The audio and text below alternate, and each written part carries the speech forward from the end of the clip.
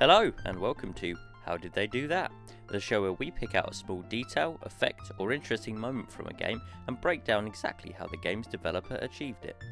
Today we will be taking a look at the eyes in Twilight Princess. As a point of reference, most games with eye movement use geometry that tries to emulate how eyes work in the real world. By which, I mean a spherical object embedded inside the character's head with a set of 3D eyelids. This works great, but it's not the only way to do it.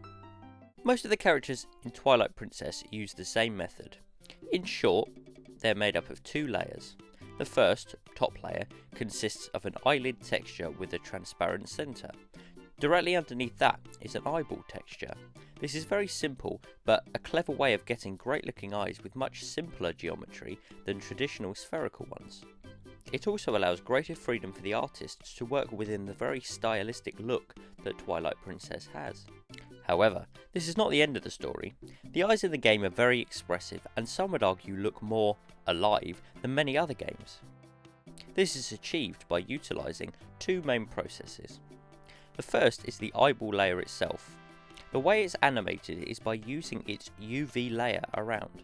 Basically, that means the flat texture of the eyeball itself is moved around over the eye's bottom layer of geometry, so it appears as if the eyeball itself is moving when hidden behind the eyelid.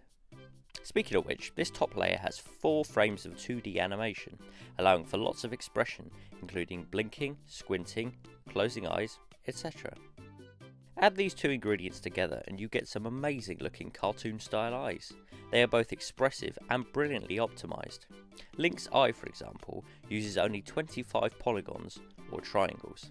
This is very small when compared to a traditional spherical eye that could easily be triple that, if not more, in order to achieve similar results. When it comes to game optimisation, to help on things like frame rate, etc., this is a huge deal.